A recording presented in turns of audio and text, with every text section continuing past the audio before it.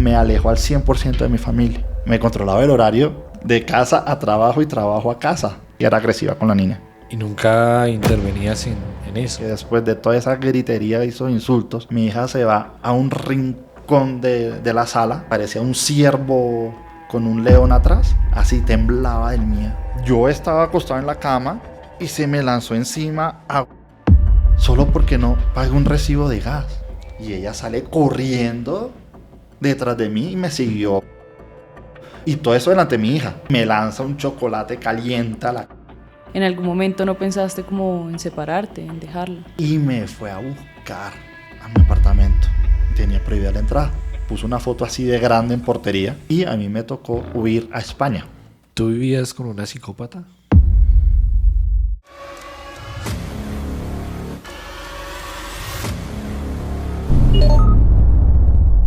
Bueno, bienvenidos a otro episodio más de Conducta Delictiva. Hoy estamos aquí para contarles una historia que os va a dejar impresionados. Creo que muchas personas que nos están viendo pueden estar viviendo esta misma situación, entonces es muy importante que analicen punto a punto lo que les vamos a estar contando. Es muy común que ustedes vean historias donde las mujeres son las víctimas, pero en este caso lo interesante, lo que nos hace reflexionar es que la víctima es un hombre.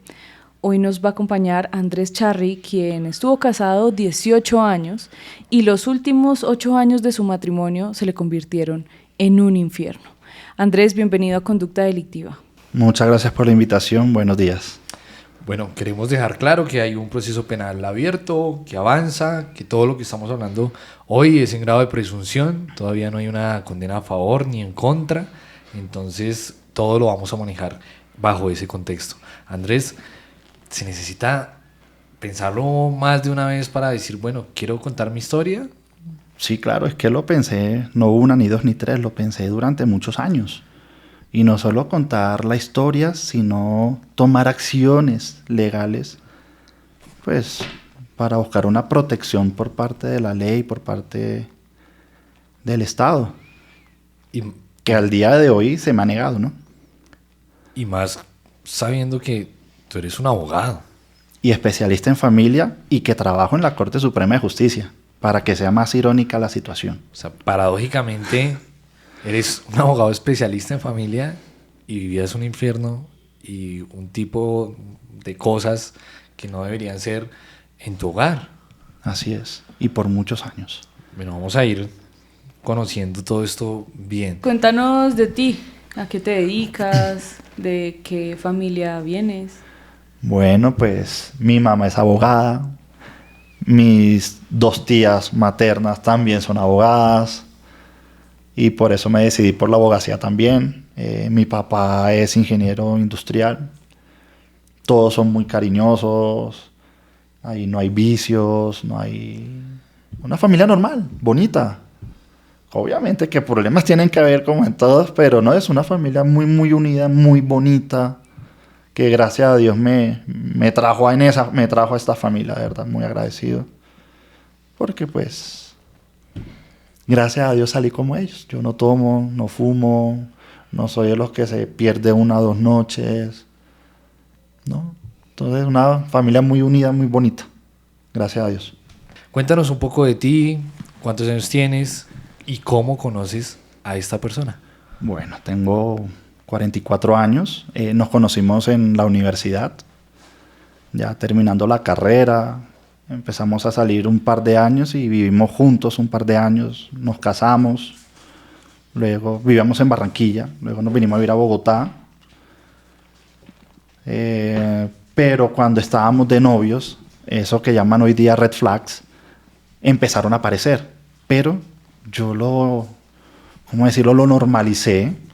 Por ejemplo, yo le iba a decir, voy a salir con los amigos de la oficina, que vamos a tomarnos una cerveza o a un cumpleaños de alguien, y no me dejaban salir, no podía. Entonces, como que empecé a normalizar esas cositas. ¿Y ella qué argumento te daba? O sea, te decía, no puedes salir, ¿por qué razón? Nunca me dio una razón, solo me decía, no puedes salir, no. ¿Qué vas a hacer tú allá? A tomar, a estar con ellos. No, mejor quédate en la casa. Y pues, yo empecé a normalizar eso. No sé por qué lo hice, la verdad. Hoy día no lo entiendo, pero fue lo que me sucedió empezando la relación, porque nos fuimos a vivir juntos muy temprano. Pero me imagino que eso debió estar combinado de algo bueno al principio, porque si no, no te hubieras enamorado de ella, ¿no? Que era esa parte, digamos que era el contrapeso de esas otras cosas Es que que- tú decías son banderas rojas. Es que la verdad nos juntó varias situaciones también. Empezamos a salir como cualquiera, no digamos que enamorados, pero nos gustábamos. Y empezamos a salir. De repente ella se quedó sin trabajo o no tenía dinero. Yo me fui de la casa por problemas que ocurrieron en mi hogar. Y salí, entonces nos fuimos a vivir juntos. Empezamos a trabajar los dos y a salir adelante los dos. Y así fue como empezó la relación. Ella tuvo también como una necesidad. Yo necesitaba irme de casa, ella necesitaba buscarse alguna manera o alguien que la ayudara con el sustento en ese entonces. Y ahí nos ayudamos y salimos adelante. En cierto modo encontraste un refugio que estabas buscando también después de lo que nos cuentas que pasó en tu casa. Es correcto. Eso fue lo que encontré en ese momento. Y aparte de lo que nos cuentas de que ahorita ya lo identificas, que te decía, no, no puede salir con sus amigos, ¿qué otras cosas empezaste a identificar actualmente de esos primeros años que estuviste con ella? No, es que todo el tiempo, en los primeros años, me quedé sin amigos. Y sí tenía, yo soy muy social, yo soy muy amiguero. Yo me hablo con todo el mundo, así como cuando llegué, conversamos, charlamos. Y yo soy así, soy fácil de hablar, fácil de encontrar una conversación, no importa el tema político, religioso, fútbol, mamador de gallo como buen barranquillero, ¿sí me entiendes? Y me alejé de todos, me aislé totalmente. Bueno, esta era muy, muy fea, que no me gustaban para nada. Me controlaba el horario del transporte público, de casa a trabajo y trabajo a casa. Si me demoraba media hora más, no, lo que se formaba. Ahí venían, no habían golpes en ese momento, pero sí vulgaridades, groserías. ¿Qué hijo de madre? ¿Tú qué es lo que estabas haciendo durante esos 30 minutos que te demoraste? Pudiste haber hecho y deshecho. Y ahí ya empezaron las groserías. Entonces, ella me recogía hasta en la parada. En ese momento tomaba transporte público y me esperaba en la parada para controlarme el horario. Y es en serio. O sea, te recogía como... Como el niño del colegio y me llevaba a la casa. Sí. Y me tomaba el tiempo cuando yo salía de la oficina, de la casa, perdón, hacia la oficina, me llamaba al fijo de la oficina a ver si había llegado. ¿Y qué sabías de las relaciones sentimentales pasadas de Nada, ella? absolutamente nada. Y hoy día tampoco sé mucho. Nada. Nunca te tocó ese tema. Sí, me gané la lotería. Pero no se tocaba el tema, no te decía, ven. No, a mí Yo tampoco tuve me importa. una expareja. Ah, no, sí, ella antes, a los 18 años, 18, 19 años, ella se casó. Pero el matrimonio le duró solo un año. ¿Y no le preguntaste Según por ella, qué? por infidelidad del hombre. No sé. Y tampoco a dónde, porque poco nada me importa. Es su pasado y no es un pasado turbio ni nada, sino de un matrimonio. Entonces dije, no, pues bueno, por lo menos se casó y no se lo dio a todo el mundo. Entonces, pues tampoco me interesó ahondar en el tema. ¿En qué momento tú decides ya dar ese paso con ella y decirle, casémonos? No, ella me propuso matrimonio. Ah, fue al revés. Sí. ¿Y ahí cuánto tiempo llevaban de 2 relación? años de novios. Y en la situación que yo me encontraba, en la situación que ella se encontraba, como que, bueno, hagámosle. ¿Y cómo fue el tema del matrimonio? ¿A ¿Cuánto tiempo se casan? ¿En dónde? Yo tenía una amiga notaria en Malambo, amiga de la familia de mi mamá, y fue hasta el apartamento de nosotros, donde estábamos arrendados, y nos casó. Con poquitos invitados. Éramos como 30 personas, 20 personas nada más, y en el apartamento en el que vivíamos. Algo muy sencillo, muy tranquilo, y ya. Y después de que se casaron, ¿Ella empezó a cambiar sus comportamientos o todo seguía igual que cuando eran novios? No, en ese momento siguió todo igual. No podía salir. Bueno, pues ya no tenía amigos, pues ya ni modo de decirle que voy a salir porque no tenía amigos. Y me seguía recogiendo a la parada del bus para llevarme a la casa de la mano, para que no me perdiera. ¿Y tu familia, tu mamá, tus papás, qué decían de ella? ¿Cómo la percibían? A ella no le gustaba congeniar con mi familia. ¿Por qué? No sé, porque mi familia es pues, muy bacana. Lo que te contaba de mi familia es una cosa aparte, bueno, aparte, no tiene que ver ni con mi mamá, ni papá, ni con tías, ni nada de eso. Otra cosa aparte. Pero a ella no le gustaba. Y esa es otra bandera roja. Me alejó al 100% de mi familia. Yo no hablaba con mi mamá, hasta peleé con una tía que, tía, si lo ves te amo. Dejé de hablar con mi tía, con todos, hasta con mis primos. Yo tenía una sobrina súper hermosa, era chiquitica, ya ahora pues ya está vieja. Y no tuve el gusto de verla crecer en su momento. Es la hija de mi prima que adoro. Y no la vi crecer porque pues, me alejó de mi familia totalmente, al 100%. ¿Podrías describirnos en esos primeros años cómo ella se colocaba, físicamente cómo se comportaba, qué notabas en ella? No. Nunca hubo agresiones físicas. Eso sería mentira, ¿no? En esos 2 años, ni los primeros años de matrimonio, tampoco hubo agresiones físicas. Eso vino más adelante. No, pues usaba palabras de alto calibre que obviamente al aire no se pueden decir.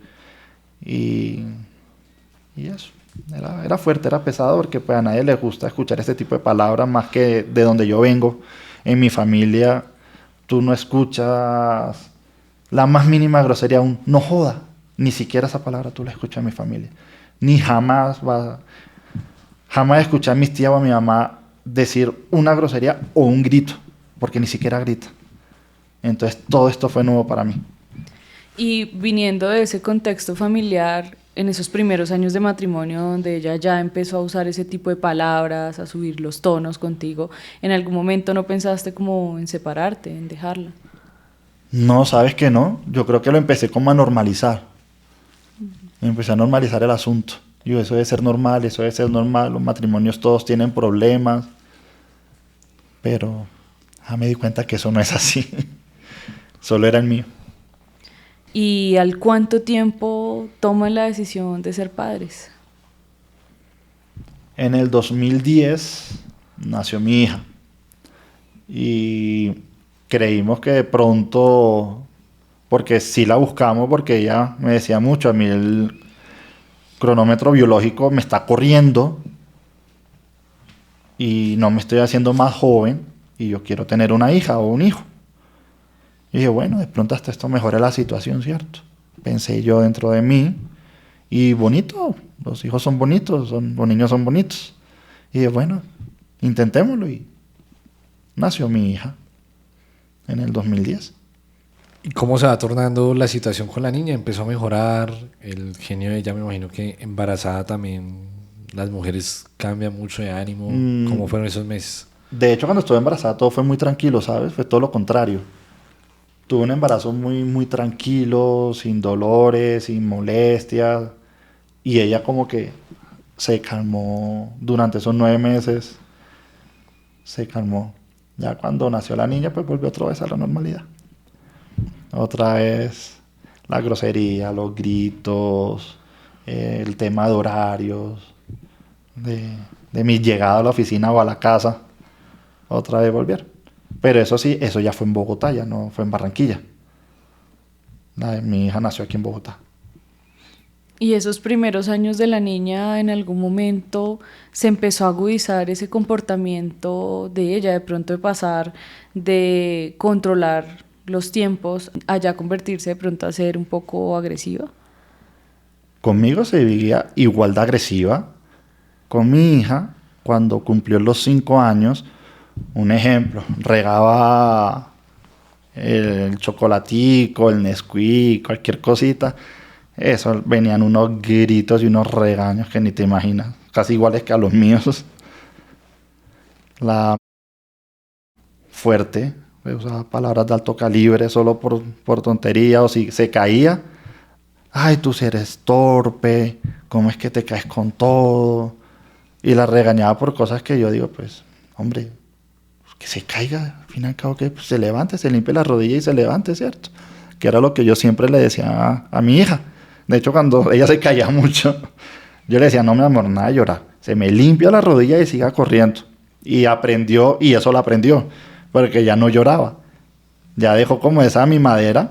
Entonces ya me decía, papá, mírame. Y cogí, se limpiaba las rodillas y salía corriendo de nuevo. Era bonito verla. Pero la mamá cogí, sí la trataba maluquito, le gritaba, le decía torpe. Y eso sí, era agresiva con la niña. ¿Y nunca intervenías en eso? Sí, a veces. ¿Y qué pasaba? Pues me ganaba los regaños yo. Que ella tenía que corregirla, que cómo era posible que se esté cayendo. Y decía, pero es que es una niña, déjala que se caiga. Un ejemplo, una anécdota. Bueno, varias. A veces llegaba con el uniforme roto, las rodillas. O llegaba demasiado cochina. Vuelta una nada el uniforme. A mí eso me daba alegría. Tú dirás, pero ¿por qué te alegra que llegue sucio el uniforme roto? Veo a un niño que se ensucia, que ya con el uniforme roto, es porque jugó y se revolcó en tierra y la pasó delicioso. Pero para la mamá era terrible. Que eso, ¿cómo es posible que sea tan puerca, tan cochina? Y la regañaba por llegar sucia con el uniforme roto. Eso sí lo hizo muchas veces. Y la gritaba feo. Lo que para mí era felicidad, para ella era algo malo. Porque yo cuando era niño, a mí me gustaba mucho jugar fútbol y yo recuerdo llegar a mi casa hecho nada en el uniforme. Y a mí jamás me dijeron nada, me metes a la lavadora, deja y se le lava ahorita. ¿Cierto? Imagínate lo rico que es el colegio, porque después del colegio pues ya empiezan las responsabilidades y toda esta cuestión harta ya de la madurez o de llegar a ser adulto, ¿cierto? Entonces le mató esa parte de la niñez porque ya la niña como que se abstenía de ensuciarse o le daba miedo de ensuciarse o dañar los uniformes. Y un uniforme no cuesta nada. O que llegue sucia teniendo lavadora, ¿qué nos importa que llegue sucia, cierto? O sea, lavadora se lava y no es nada. Andrés, ¿y en qué momento pasaron de los gritos, de las groserías, pasó a físicamente? No sé cómo pasó. No tengo ni idea de cómo pasó. Solo sé qué pasó. ¿Y recuerdas esa primera vez? Si te digo cuál fue la primera, no recuerdo. Fueron tantas que no recuerdo. Y ahí tengo, mira que para recordar, porque yo trato de olvidar todo eso. A veces trato de olvidar, pero están los videos. Y a veces veo los videos por X o Y motivo, por las denuncias, por las demandas, y eso me enferma, porque recuerdo ese pasado violento, oscuro que viví. Y no, es feo. Pero que yo recuerde el primero, no. De tantos que fueron, no recuerdo, la verdad. Cuando tratas de remembrar un poco estas situaciones, ¿cuál es la primera que se te viene a la cabeza? Uno que es bien fuerte, ¿sabes? Mi hija tenía 7 añitos apenas. 7 añitos. Bien bonita, en su escritorio pequeñito, haciendo sus tareitas. Y cuando la mamá viene a revisarle la tarea a mi hija, ve que tiene errores. Pero imagínate, pues, si nosotros con 30, 40 años nos equivocamos en el trabajo por X o Y motivo, ¿cómo no se va a equivocar una niña de 7 años? Mi pequeña hija. Pues obvio que se iba a equivocar y seguro se seguirá equivocando ahorita en bachillerato, normal, como todos en la vida. Y resulta que cuando empieza la mamá a revisarle la tarea a mi hija, ve errores. La empieza a insultar con unas palabras muy fuertes, que obviamente no pueden salir al aire, pero se las dice una y otra vez. Y de repente mi hija se separa de la mesa asustada y la mamá le empieza a lanzar cuadernos. Le lanza uno a la cara, pero falla o le roza porque mi hija como que se mueve un poquito y le pasa hacia el ladito, que la ha podido fácilmente sacar uno. Gracias a Dios no pasó. Después le lanza otro cuaderno y le pega en la...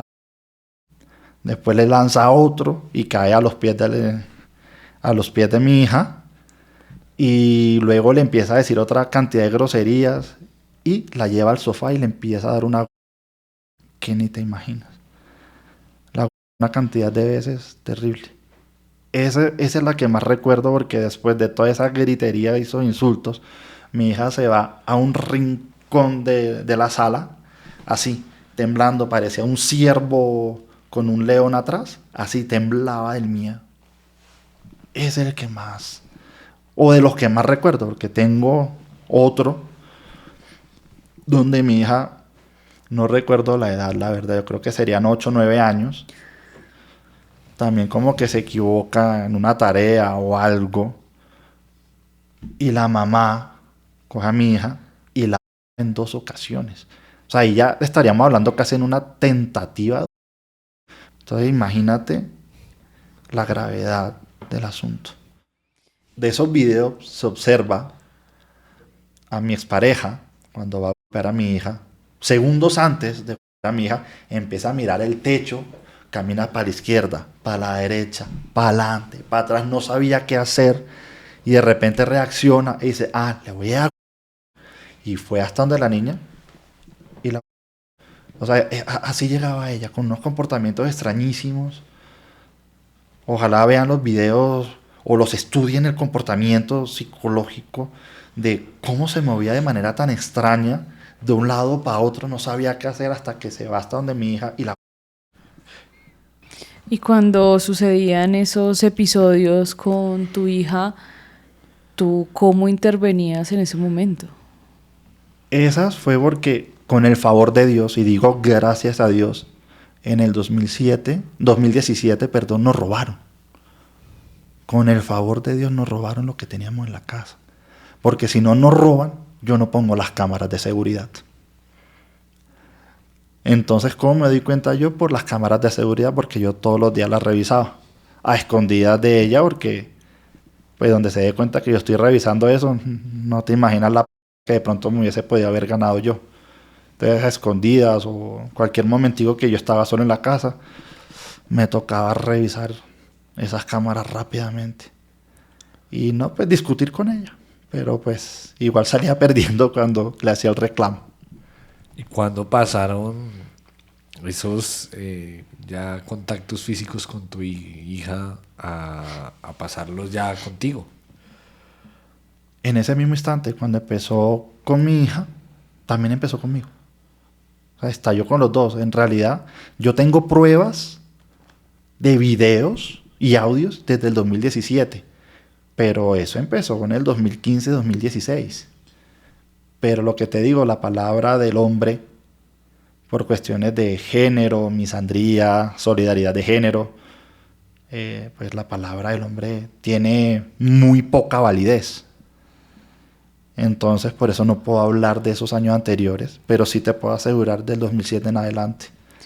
Pero ustedes, ni nadie se va a enterar las golpizas que ocurrían en las habitaciones. ¿Qué pasaba en la habitación de ustedes? Cuéntanos un episodio que haya sucedido ahí. Ella un día se dio cuenta que no pagué el gas porque fue a la cocina y no funcionó. Se metió a la habitación y me hizo el reclamo. Oye, ¿tú pagaste el gas? Me preguntó normal al principio. Yo le dije, no sé. ¿Por qué? Lo cortaron, no hay gas. Yo le dije, entonces se me olvidó. Pues, relajado, fresco, lo normal. Pues, pidamos algo, no sé. Y de repente me empieza a insultar, estalla, o sea, de 0 a 100 de inmediato, a decirme vulgaridades, me tiró el recibo porque lo encontró que no estaba pago, me lo tiró y yo estaba acostado en la cama y se me lanzó encima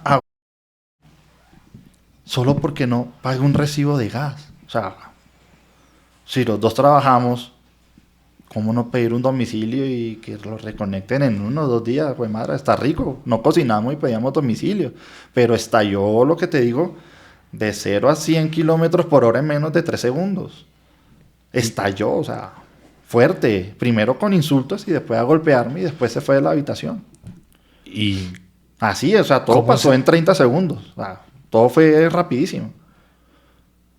¿Cómo volvían a la normalidad? O sea, después de que te hacía eso, ¿cómo volvían a estar bien? Al rato, que se tranquilizaba, volví a la cama como si no hubiera pasado nada. Empecé a ver televisión y me hablaba como si no hubiera pasado nada. Normal. Y al día siguiente, lo que sí tenía como una manera de disculpa, me imagino yo, esta vez no fue el caso porque no había gas, pero cuando se comportaba violenta conmigo era que al día siguiente cocinaba. Esa era como su disculpa. Pero nunca pedía perdón o discúlpame o qué pena no vuelve a pasar. Ni siquiera me decía esas mentiras. Y esos contactos físicos, ¿hacia dónde te los dirigía? ¿Hacia el rostro, al cuerpo? A donde cayera. Puede ser en la cabeza o en los pies. No le importaba. Solamente se lanzaba. Esa vez se lanzó encima. No recuerdo muy bien. Me imagino que al pecho, la cara. Y se fue. A calmarse. Se salió de la habitación así. Y al rato, como te dije, se acostó al lado. Vio televisión como si no hubiera ocurrido nada. Andrés, y de esos episodios, ¿cuál es el que más te marcó? Mira, hay uno en el que tengo un video en el que yo estoy haciendo tareas con mi hija, porque yo sí hacía tareas con mi hija y tengo ese video que lo evidencia. Estábamos haciendo tareas y mi hija cometió un error y yo dije, mi amor, ya te equivocaste, déjalo así porque se va a ver tachoneado, se va a ver feo, déjalo igual, todos nos equivocamos y no tienes que sacar 5 de todas las tareas. Si te ponen un 4 o un 3, pues ni modo, mi amor, te equivocaste, ¿cierto? Yo no veo lío. No, uno no nació para sacar solo 5. Uno hasta puede perder una materia. Eso no... O sea, para mí no me afecta en nada que mi hija tenga un traspiés por una sola tarea. La señora se acerca, rompe las hojas y me la tira a la cara. Después yo cojo el papel y lo tiro al piso. Después me empieza a decir una cantidad de vulgaridades, groserías. Me tan, me aguanté, la segunda vez, me aguanté, ya la tercera vez se me tiró encima. Y entonces cuando empieza ya a caerme una lluvia de... Yo empiezo a lanzar, pero defensivos. Yo empiezo a hacer este movimiento. No sé, en el video se aprecia perfectamente que yo empiezo a hacer así. Como si te me acercas, pues aléjate. Y me subo al sofá, salto y me voy a la cocina. Y ella sale corriendo detrás de mí y me siguió físicamente ahí en la cocina. Al rato,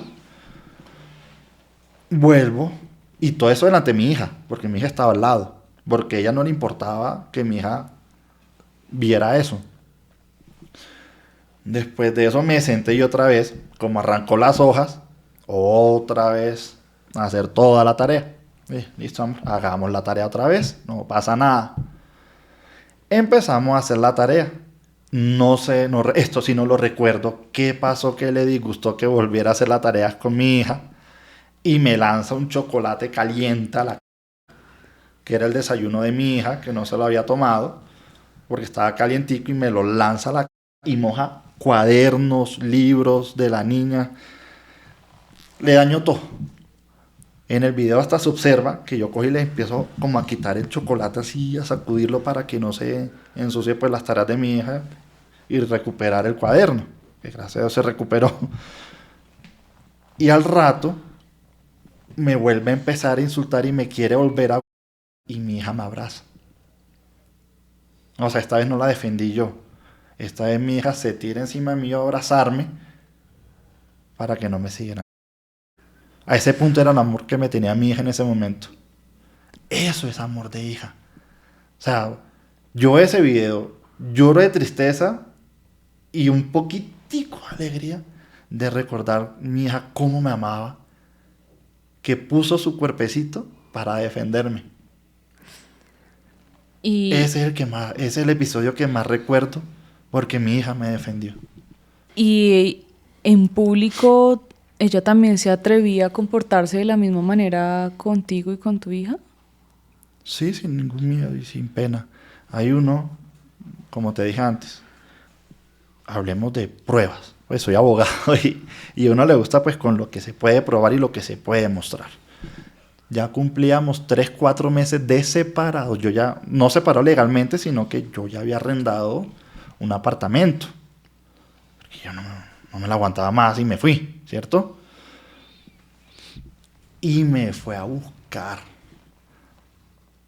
a mi apartamento. Yo vivía en un 10º piso. Me fue a buscar y no la dejaron entrar. Porque yo dije que tenía prohibida la entrada. Puso una foto así de grande en portería. Es una foto grandísima de ella. Y le dijeron, usted no puede entrar, usted tiene prohibido. Empezó a hacerle escándalo a los guardas de seguridad. ¿Qué le tocó hacer a los guardas de seguridad? Señor Andrés, qué pena, usted me baja o esto aquí se va a empeorar. Yo le dije, no, tranquilo, espérame, yo bajo, yo los entiendo, pues el trabajo de ellos es cuidar la seguridad de la gente y esta señora estaba pues violando esa seguridad. Yo bajo y le digo, no, qué pena, te me vas. Pero no solamente dice eso, yo le dije, no, ven acá. La acompañé como hasta la esquina. Y en ese trayecto que salimos del edificio y a mitad de cuadra, coge y me manda un... Y tengo el video donde me lanza ese a la cara en la calle, sin ninguna vergüenza. Insultando y gritando ahí, donde yo vivía haciéndome ese tipo de espectáculo. Qué vergüenza. ¿Y qué te decía? ¿Por qué estaba así?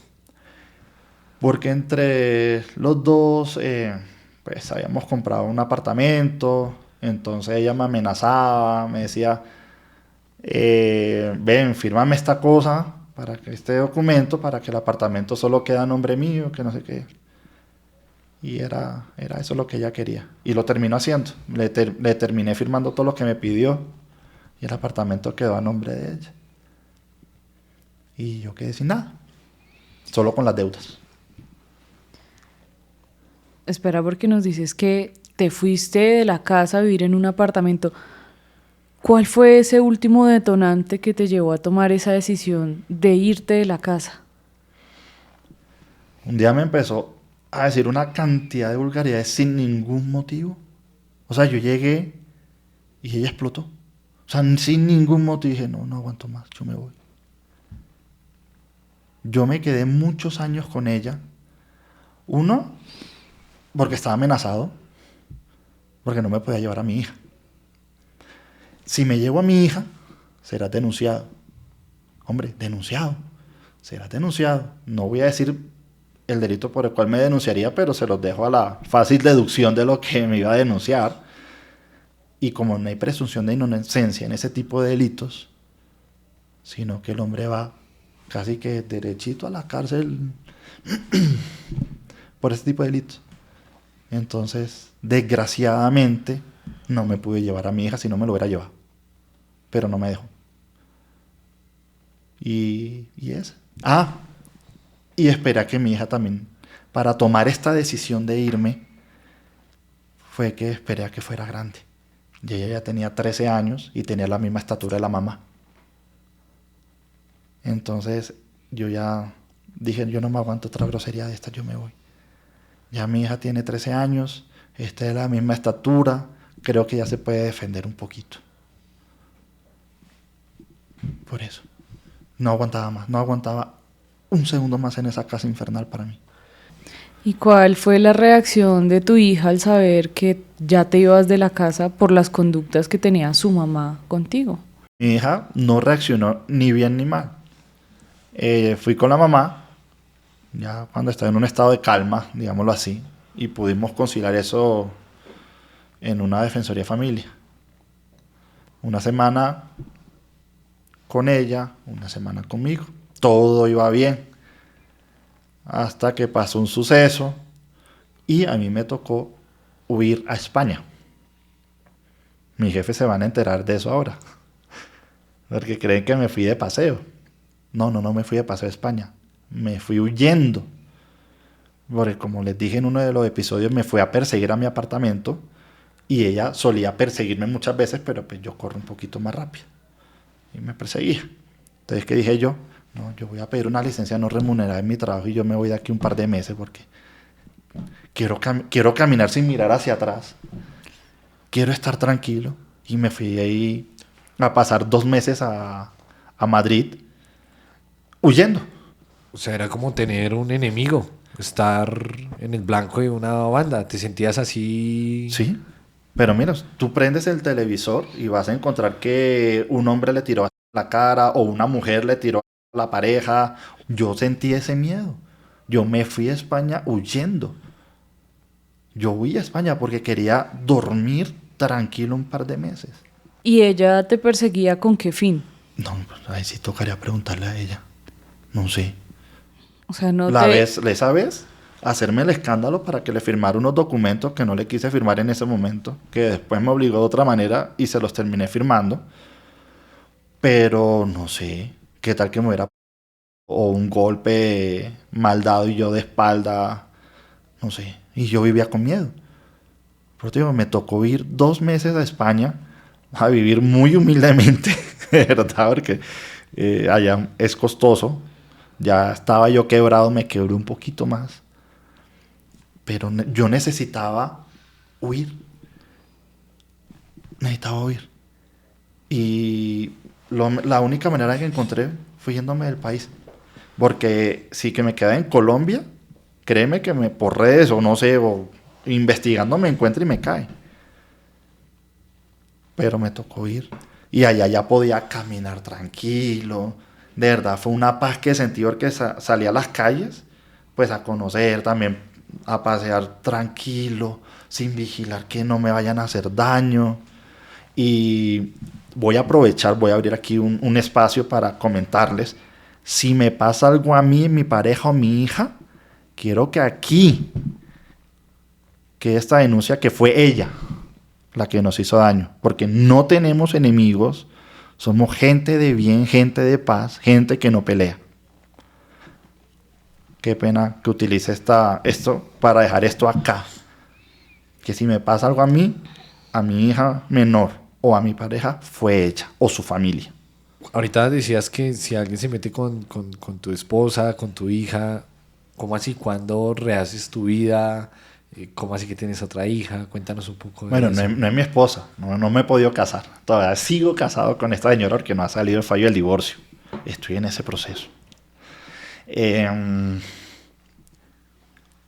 Yo con mi pareja actual nos conocemos hace 13 años. No puedo decir que éramos los mejores amigos, pues, porque nunca pude salir con ella a tomarme una cerveza o hablar, pues, por lo que te dije. No tenía esos derechos. Pero a veces con ella y con otro equipo de trabajo nos íbamos a almorzar juntos y charlábamos, comentábamos. Entonces sí nos conocíamos de hace muchos años. Yo rehago mi vida. Casualmente yo me voy de la casa y a la primera semana empezó toda la relación. A la semana de haberme ido. Empezó. ¿Y tu esposa conocía a esta persona o era alguien ajeno a ella? No ajeno. Lo que te digo, yo no tengo amigos. Entonces yo con esta señora no iba a almorzar a ningún lado con mis compañeros ni nada. Pues porque no como. Si fuera a almorzar, si le digo, ven, vamos a almorzar con fulano y fulano, entonces ya me lo prohibía. Entonces no. ¿En algún momento te hizo pasar alguna vergüenza con las personas del trabajo? No. En mi oficina nunca. ¿Por qué? Porque yo la ayudé con el trabajo que ella tiene. Entonces yo creo que había ese temor de meterse con mi trabajo. E inicia esa nueva relación y cómo empezó a comportarse tu esposa en ese momento. Es decir, ella al ver que ya habías hecho nuevamente tu vida, ¿qué comportamientos empezó a tener? A seguirla a ella y a seguirme a mí. Nos perseguía. Es más, en octubre del 2023, mi ex persigue hasta la puerta del trabajo a mi actual pareja y le hace un escándalo que tuvo que intervenir la policía.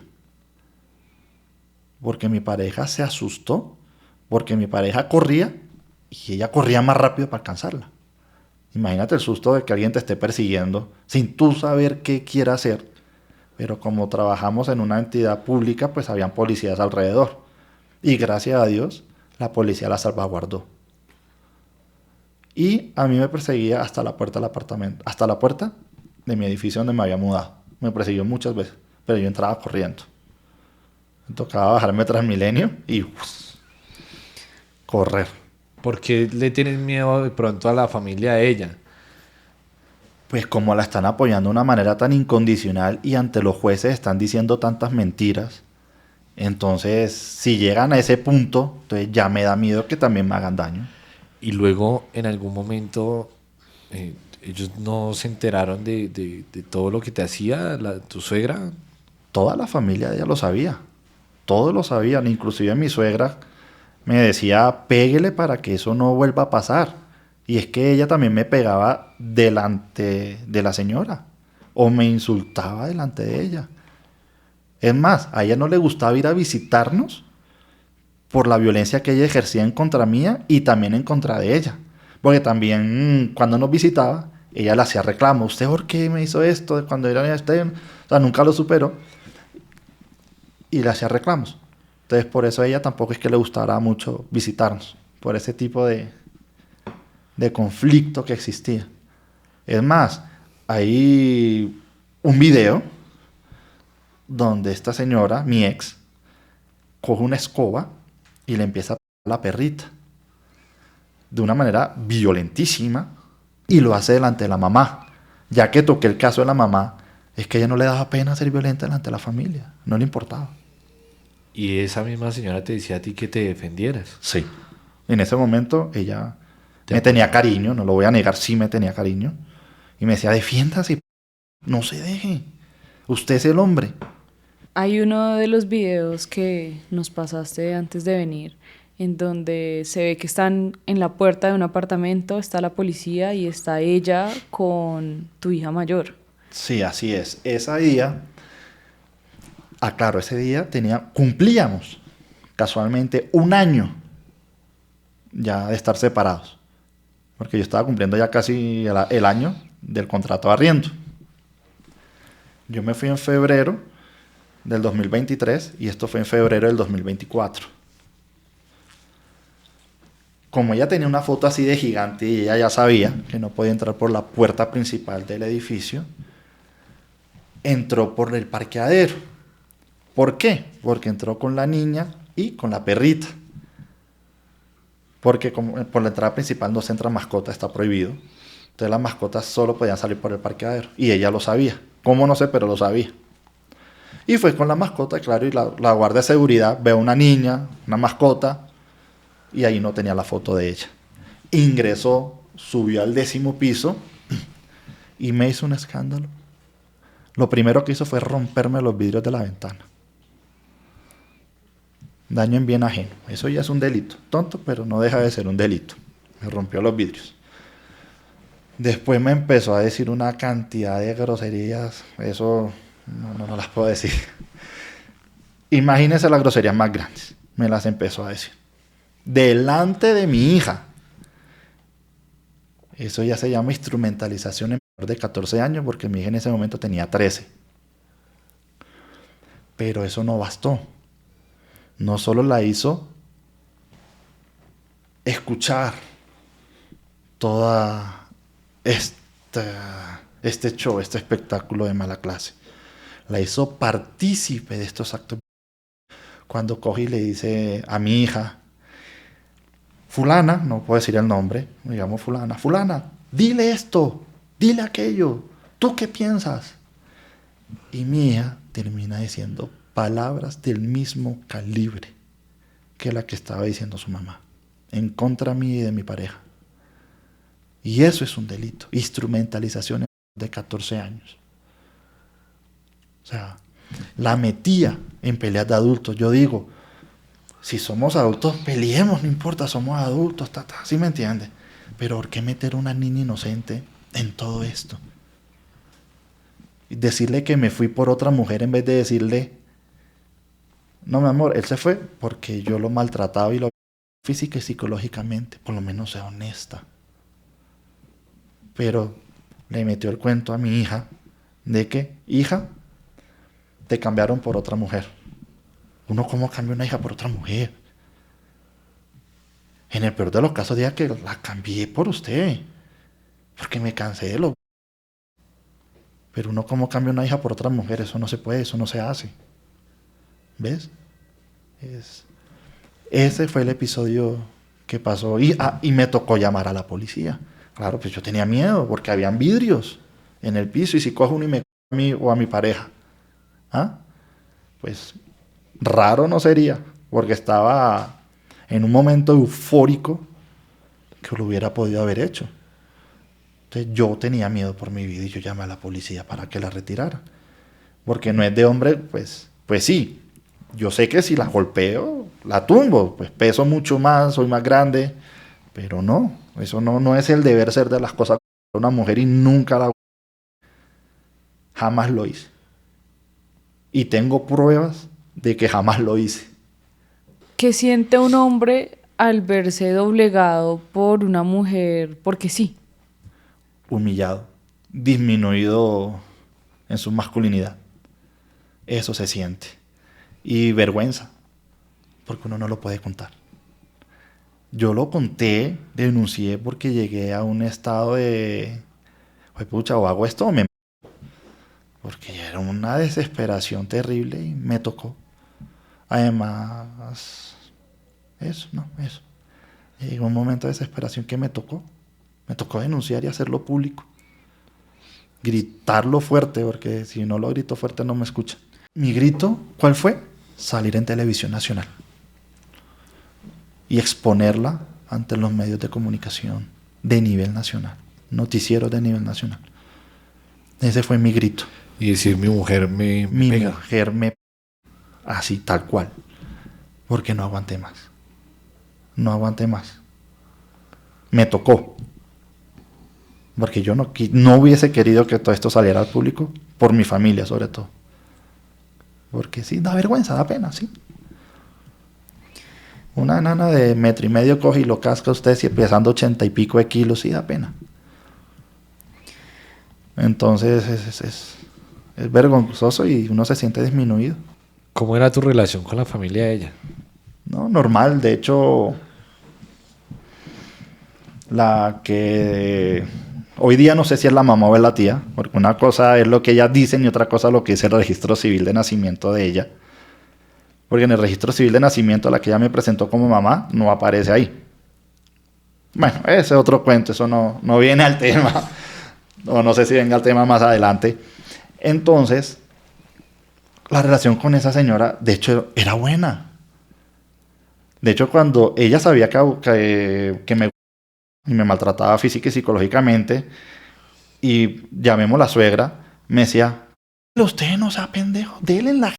Ese era el vocabulario que usaba. Me decía, déle en la para que aprenda. Es que si usted no se defiende, se la van a montar. Claro que ella ahora lo niega, pero, si te estoy sincero, ella me apoyaba mucho en eso, porque ella sí veía todo este maltrato y siempre me decía, pero Andrés, no se deje, dele. De verdad se preocupaba por mí. Me decía, dele para que eso pare. Yo lo apoyo. Mira, es tanto que cuando yo me voy de la casa, la señora me ofrece su apartamento. Me dijo, ven, quédate conmigo. Cuando encuentres apartamento, te vas. Y así pasó. La mala solo era ella. Andrés, ¿y tú qué sabes de la infancia de ella, de tu expareja? ¿Tuvo una infancia de pronto también dura, como la reflejaba con su hija dura, y contigo? tuvo una infancia dura. Vamos a suponer, vamos a hablar todo bajo el presunciones o supuestos, casos hipotéticos. A la que ella llama madre, que supuestamente es la madre biológica, estaba casada con un señor militar. Y ella, por ejemplo, la obligan a decirle tía, no mamá. Porque al señor le daba vergüenza. Bueno, eso me lo contaba ella. Aunque lo niegue, no me importa. Yo sé que esa es la historia triste de ella. A la mamá le tocaba decirle tía. Porque pues ya se imaginarán qué pasa si no lo hacía. Esta madre la echó de la casa varias veces. Una vez iba a vivir con una tía, en la que aparece en el registro civil. Fue la que obviamente, pues fue la que le dio el apellido. Y el esposo de esta señora, que no tiene nada que ver en el asunto, tuvo el cariño, la bondad y el amor de brindarle su apellido. Cosa que el esposo de la supuesta madre siempre se negó. Y nunca se lo dio, o sea, jamás. Esa señora tuvo 3 hijos con este señor militar y a él lo mandaron a Venezuela, a un consulado, hace muchos años, en los 80, 90, no recuerdo, y se llevó a sus 3 hijos y a mi ex la dejó botada con una hermana, porque no la podía llevar. A sus 3 hijos les pagó universidad y a esta hija no le pagó nada. Le tocó a ella trabajar pues para pagarse su universidad. Y es la hora que no la reconoce todavía como hija, porque ahora se le murió el esposo y no participó en la sucesión. O sea, No heredó. no, porque no es la hija, no aparece en el registro civil. Entonces legalmente no es la hija. Entonces no tendría por qué. Pero esa es la infancia que ella tuvo, fue siempre negada. La mamá dice que, o eso me lo decía a mí, no es que ella es producto de una... yo que le voy a dar mi apellido. Eso es totalmente falso. No existen denuncias, no existe nada, ¿cierto? Como para aseverar algo así, porque si siempre dijo eso, no sé por qué. Entonces le negó a ella conocer a su padre, bajo ese pretexto. Entonces ella tampoco conoció nunca al papá. Y yo pienso que ahora, bajo las órdenes de esta señora y ella se confabularon y quieren hacer lo mismo con mi hija. Me quieren separar de ella al 100%. No quieren que yo la vea. ¿Crees que esas marcas que le dejó la infancia, ese rechazo de su mamá, de una figura también paterna, tiene algo que ver con lo que después ella tuvo en su relación, en su matrimonio?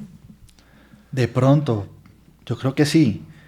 Pero mira que la vida le dio la oportunidad de ser mejor, ya que ella vivió una mala infancia, una madre que la abandonó, que le negó y la repudió desde su nacimiento, porque como tú bien sabes, a los 5, 6, 7 días uno lleva a sus hijos a registrarlos, pues esta madre no lo hizo. No le quiso dar su apellido, no la quiso llevar a la registraduría y darle su apellido. La repudió desde su nacimiento. Y ahora ella tuvo la oportunidad de ser madre, ¿cierto? Debió haber hecho todo lo contrario. Si yo viví este infierno, yo a mi hija le voy a hacer vivir el cielo en ese caso, ¿cierto? Porque uno como ser humano no debería tender a ser peor, sino a mejorar como personas, como seres humanos. Si tú me preguntas que si la marcó y por eso es así, no soy psicólogo, no te puedo dar una respuesta afirmativa de eso, pero a mi creencia y a mi pensar personal, claro que sí. Todo lo que le hizo la mamá, ella se lo está haciendo a la hija, pero yo creo que hasta peor. Ella le negaron al pibe y la repudiaron, pero ella como madre, físicamente y psicológicamente a nuestra hija demasiadas veces. O sea, fue peor de lo que ella vivió. Y lo que te dije, Dios le dio la oportunidad de ser mejor y no lo aprovechó. ¿Hacía algo, en algún momento te obligó a algo íntimo con ella que tú no quisieras hacer? No, en eso no. ¿Te revisaba la ropa? Sí, Me olía los boxers. Y bueno, no sé si puedo utilizar esa palabra cuando teníamos, no puedo decir que hacíamos, que sé, una década que no lo hacíamos, pero cuando teníamos, me hacía casi que conteo de... Era chistoso, pero sí, sí lo hacía. O sea, te medía para Sí, determinar. lo medía. O sea, miraba, o sea, una locura. Y olía mi ropa, me la revisaba que no tuviera labial. O sea, sí. Y el manejo del celular también estaba ahí encima mirando con quién hablaba. Sí, pero yo le puse clave y huella digital. Y Entonces, cuando pasó eso, ¿no te reclamó? sí, pero me aguanté. De eso no lo negocié. No lo negocié. Un ejemplo. A mí en la oficina me pueden decir mi amor, mi vida, o mis compañeras me dicen Andresito, o sea, de alguna manera cariñosa. Es más, los hombres, mis amigos, me dicen gordito. O sea, eso no es nada. Que uno le pongan un apodo cariñoso, Andresito, gordito, no sé qué. Ta, ta. No, ella ve eso y yo no, yo le puse clave y huella. Y ¿Alguna vez, jamás le dejé ver el celular. alguna vez te celó con hasta un hombre, un amigo? No, no, pues porque solamente, ¿qué te digo? Que no tenía amigos. Era, bueno, sí era amigo, pero no podía salir con él. Pero ahí en la oficina, él me aconsejaba, me hablaba, me tranquilizaba, me ayudaba mucho en un aspecto como psicológico. Él era como mi, no sé cómo decirlo, como mi muleta. Psicológicamente, ¿esto cómo te empezó a afectar? Pues imagínate, no tenía ni con quién desahogarme. Imagínate al punto de locura que uno podría llegar en algún momento, que con el favor de Dios no me pasó nada. No tenía amigos, alejado de mi familia, me sentía muy solo. Bueno, sí tenía un amigo en ese momento, uno que todavía lo tengo, lo quiero mucho. Ahora mismo ya tengo dos amigos, ya va creciendo. Ya hace muchos años ya tengo dos amigos, pero yo no salgo con ellos, o no, nunca pude salir con ellos. Pero siempre me dieron su apoyo, su respaldo, me dieron esa mano amiga, ese abrazo, como para no llegar a tomar decisiones equivocadas. ¿Tú vivías con una psicópata? Yo creo que sí. No soy psicólogo y no puedo determinar el comportamiento, pero a modo vulgar yo creo que sí. De manera personal me parece una psicópata, porque así a una niña desde los 6 años, Dios mío. Andrés, ¿en algún momento pasó un episodio más grave que el que nos contaste hace un momento donde ella te regó el chocolate encima? ¿Hubo alguna situación un poco más grave que esa? No, pues en la cara, arañazos, pero que me agrediera con un arma cortopunzante o un vidrio o algo así, no, nunca, no, eso no. No, no llegó hasta ese punto. Solo eran con los puños. ¿Qué traumas quedaron después de esa relación? Lo que yo les decía, sentir esa libertad, más que trauma, es conocer el amor, conocer la libertad, conocer que eso sí existe. Porque no tengo restricciones de llegada, de salida, si voy a la ciudad, mi pareja me deja totalmente libre. ¿Sí ves? O sea, conocí algo que yo no conocía. Cuando alguien te invitó a salir, un amigo te invitó a salir en esta nueva relación y te dijo, bueno, Andrés, salgamos, ¿sentiste el miedo de tener que comunicárselo Sí, a tu nueva pareja? de hecho, uno de mis amigos, de los dos únicos amigos que tengo, uno me invitó a jugar billar y tomarnos una cerveza un día. Y yo como que, fue pucha, ¿será que me evito la pelea o le comento? Yo le dije, mi amor, ven acá, es que me invitaron a tomar una cervecita y a jugar billar.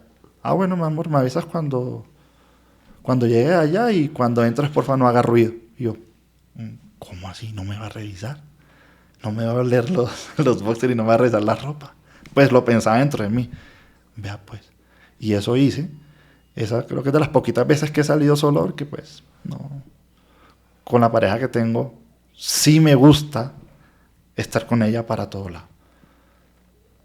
Pero se sintió rarísimo esa libertad y esa tranquilidad que me dijo, no, de hecho no, ni se te ocurra despertarme porque ahí sí vas a tener problemas. Más bien fue lo que me trató de decir, entonces es muy bonito eso que tengo ahora. Cuando ya tomas la decisión de denunciar, ¿cómo fue la atención de la justicia a tu caso? Una vergüenza total. La fiscal 27 local de Bogotá se rió casi que en mi cara diciéndome, usted es un hombre, usted qué hace denunciando. Y puso todas las trabas posibles para que yo no denunciara o para demorar el proceso lo más que se pueda, a ver cómo hagamos esto, a ver si se aburre y retira la denuncia. Eso me hizo la Fiscalía General de la Nación. Para mandarme a medicina legal, se demoró meses para que me hicieran la valoración. Después fue una rogadera para que se le hicieran a mi hija. Luego me hizo otra embarrada. Yo le decía, venga, yo necesito rápido el resultado de mi valoración psicológica de medicina legal. No, eso no ha llegado. Y todos los días yo iba a su oficina. Lástima que lo pedí solamente un par de veces por escrito, pero era diario que iba a su oficina. Venga, ya está, no, ya está, no. Me aburrí y pasó un escrito, un memorial dirigido a medicina legal. Oiga, ¿usted por qué se demoran tanto para entregar un informe? ¿Qué pasa ahí? Me responde medicina legal, no señor, ya la fiscalía tiene ese informe. Yo, wow. Y tengo pruebas de eso, de que se lo solicité por escrito, por correo electrónico, donde me decían que no estaba. Cuando medicina legal me contesta, yo imprimo el documento y voy donde la fiscal, oiga, deje de ser mentirosa, vea, aquí medicina legal dijo que sí está, me hace un favor y me da una copia ya. Y ahí sí me la dieron. Pero si yo no hago eso, estuviera hoy día sin ese documento. Y es una valoración psicológica, una prueba muy valiosa para mí, para esa denuncia.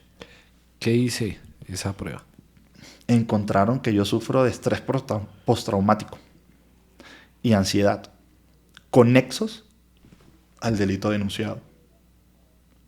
Y eso es una prueba máxima para este proceso. ¿Y en algún momento trataste de hacer algo para, digamos, librarte de esa fiscal o que pasaran el caso a otra fiscalía? Bueno, a esta fiscal yo la denuncié por 3 delitos. Prevaricato por acción, prevaricato por omisión y el otro no lo recuerdo. No soy penalista. Entonces se me olvida en este momento. Pero sí tengo presente esos 2 delitos. Claro que la denuncié y no sé si fue por la denuncia, no sé por qué, pero sí me cambiaron a la fiscal. Hay una nueva fiscal, con el favor de Dios, esperando que esta nueva fiscal pues no tenga problemas de solidaridad de género, misandría y toda esta cuestión y sea una persona justa. Y en las audiencias, ¿tu hija qué ha dicho frente a todo este proceso, a toda esta situación? Estoy llevando 2 procesos actualmente. Uno en el juzgado 29 de familia de Bogotá, que es de custodia de alimentos, y otro es el divorcio en el juzgado 32 de familia de Bogotá. Mi hija en los 2 despachos ha mentido de una manera increíble, increíble. Mi hija dice que soy un papá irresponsable, usó el término que soy un papá fantasma. Dice que yo no aporto para su estudio, que soy un papá irresponsable. Y en uno de esos despachos, no recuerdo en cuál, dice que yo la sentaba a comer en el piso, como si fuera un animalito. O sea, mira el punto de alineación parental, manipulación al que está sometida mi hija, que miente en estrados judiciales. Y miente grave. O sea, es gravísimo que una niña le estén enseñando a decir mentiras. Porque si eso es ahora a los 15 años, imagínese cuando sea adulta, va a ver normal decir mentiras. Y a la justicia. ¿Cómo va a decir que yo no hacía tareas Si precisamente en uno de esos videos que hablábamos, el que estaba haciendo las tareas con ella, con mi hija, era yo. Cada vez que escuchas esas declaraciones, ¿qué pasa por tu cabeza? No, se me rompe el corazón. Se me rompe el corazón porque yo con ella siempre tuve una relación súper bonita, bacana, de camaradería, de mamadera de gallo, de molestarnos, hacernos bromas.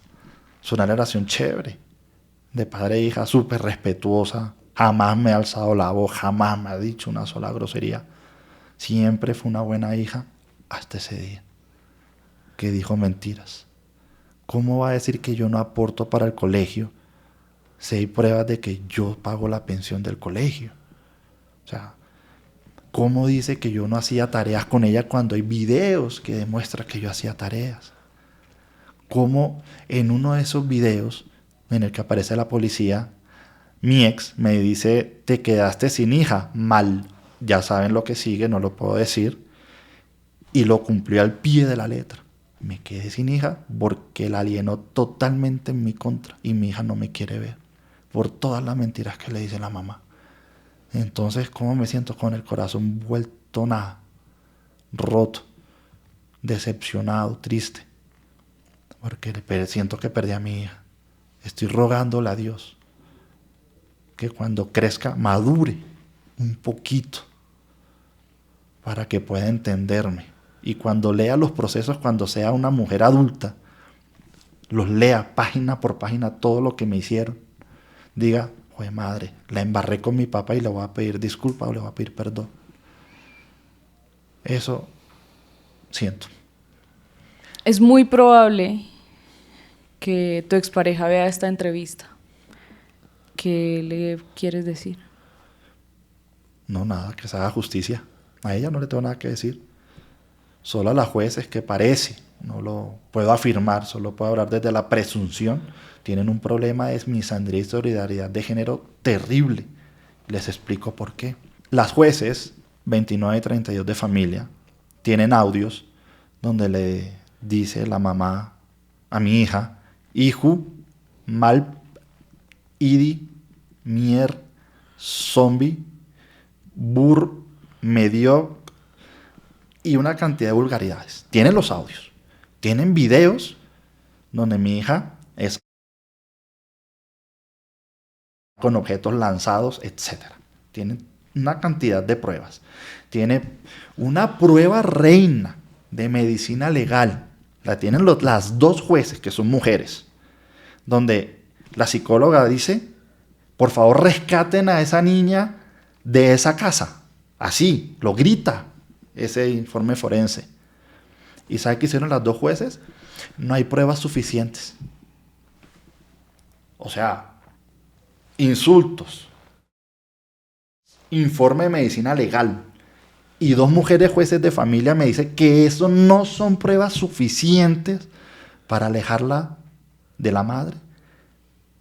Por Dios, cuando la madre me van a mandar a casa un ramo de flores de ese par de jueces, si eso no es misandría o solidaridad de género, no sé qué es.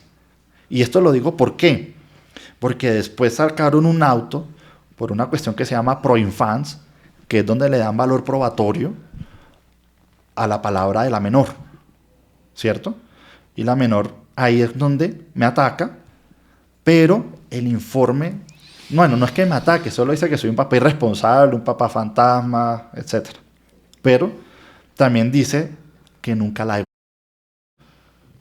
Dice que soy un papá alcahueta, dice eso. Pero, ¿cómo? El informe de medicina legal dice que la menor, es decir, mi hija, se encuentra instrumentalizada y victimizada por su madre. Entonces, ¿cómo le dan valor probatorio a una entrevista que es de una que se encuentra manipulada, victimizada e instrumentalizada? Eso no tiene ni cabeza ni pies. Ese par de juezas están trabajando con los pies, a mi parecer personal. A mi parecer personal. Están trabajando con los pies, porque ¿cómo creen en la palabra de un que se encuentra victimizada, instrumentalizada y que ha sido por años. ¿Cómo no pueden deducir que está amenazada o comprada de alguna manera? O sea, una sola prueba, que es esa, va a tumbar 20 y pico de pruebas que yo aporté y donde medicina legal pide la protección de la...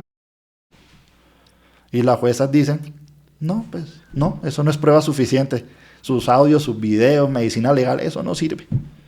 Siempre nos gusta cerrar los episodios con las enseñanzas, los aprendizajes después de cada una de las situaciones pues, que viven las personas que vienen acá a contarnos su historia, y pues no vamos a hacer la excepción contigo, Andrés. Cuéntanos cuáles fueron esos aprendizajes, esas enseñanzas que quedaron después de todo esto que viviste.